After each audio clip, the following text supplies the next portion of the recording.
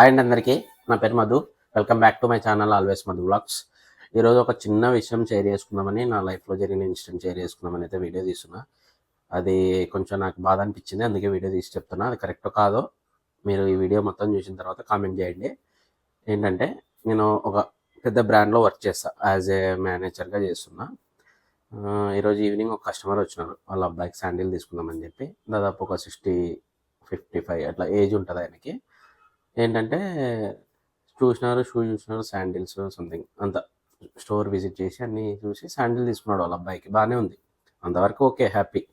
ఇంకోటి ఏంటంటే, ఆయన అంతా బిల్లింగ్ అయిపోయిన తర్వాత నీకు ఎంత శాలరీ వస్తుంది అన్నాడు. సమ్ ఫిగర్ చెప్పిన, అంటే ఇంత అనేది ఓకే, ఒక ఫిగర్ చెప్పిన, నాకు వచ్చే ఫిగర్ చెప్పిన. నువ్వు ఎంతవరకు చదువుకున్నావు అన్నాడు. ఇంత డిగ్రీ వరకు చదువుకున్నాను సార్ అని చెప్పిన. అంటే నువ్వు చదివిన చదువు వృధా చదువు, ఇట్లా చదువుకోకుండా అయితే నీలా అవుతారని చెప్పు, నువ్వు చదివిన చదువు వృధా చదువు అని 2 సార్లు అన్నాడు. ఓకే, అవునులేండి సార్, సరేలేండి, కరెక్టేలేండి అని చెప్పి, ఎందుకు కస్టమర్తో ఆర్గ్యూ చేసుకుంటే మనకేం రాదు.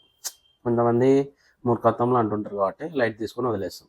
అని అదే రిపీట్ చేసి ఇంకో మాట అన్నాడు, చదువుకో, ఇట్లాంటి చదువు చదువుకుంటే నీలా అవుతారని చెప్పు నా కొడుక్కి అన్నాడు.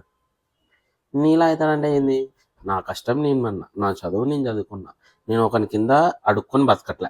నేను సొంతంగా పని చేసి, అంటే అదే స్టోర్లో నేను స్టాక్ బాయ్ నుంచి స్టార్ట్ చేసి సేల్స్ ఎగ్జిక్యూటివ్ అయ్యి ఇప్పుడు మేనేజర్ని అయినా. అంటే స్టెప్ బై స్టెప్ ఎదుక్కుంటూనే వచ్చిన, ఒకని కింద అడుక్కొని తినట్లే. నేను కష్టపడుతున్నా, నేను సంపాదిస్తున్నా, నేను కష్టంగా ఉన్నదాన్ని కంపెనీ జీతం ఇస్తుంది. ఆడేందో అడుక్కొని తింటున్నాడు అన్నట్ల. నీ ఇలాంటి చదివితే ఇలా అవుతాడని, నీళ్ళు అక్కడ అవుతాడని చెప్పు నా కొడుకు అంటే, ఆడు ఏం చెప్తున్నావు మనకి తెలియదు. నువ్వు చెప్పు, నీకు ఏజ్ ఉంది కదా, నీకు బుద్ధి జ్ఞానం అన్నీ ఉన్నాయి కదా. నీలా అవుతున్నానంటే ఏంది? నేను ఏమైనా అడుక్కొని తింటున్నా? లేదు కదా, కష్టపడుతున్నా, సంపాదించుకుంటూ ఉంటున్నా. అదే చెప్పిన కష్టమని కూడా. సార్ నేనేం అడుక్కొని తినట్లే, ఫస్ట్ ఆఫ్ ఆల్ ఒకరి దగ్గర దోచుకొని తినట్లే. నేను కష్టపడుతున్నా, నాకు కష్టపడినదానికి కంపెనీ జీతం ఇస్తుంది, అది హ్యాపీ. అది నీ కొడుకు చదువుకుంటాడా చదువుకోడా అనేది మీ విషయం, మీరు పోయి నీ కొడుకు ఇంట్లో కూర్చోబెట్టుకొని చెప్పండి అని చెప్పిన. దీనిలో ఏమైనా తప్పు ఉందా? లేదు కదా. అంటే అవతల వ్యక్తిని తక్కువ చూడడమే ఆయన మెంటాలిటీ. అది ఫస్ట్ ఆఫ్ ఆల్ ఆయన మెంటాలిటీ అది ఉంది. అందుకే నేను అదే విధంగా సమాధానం చెప్పిన. దీనిలో ఏమైనా తప్పు ఉందా, నేను చెప్పిన దాంట్లో తప్పు ఉంటే కనుక కామెంట్ చేయండి, రైట్ ఉంటే రైట్ అది కూడా కామెంట్ చెప్పండి.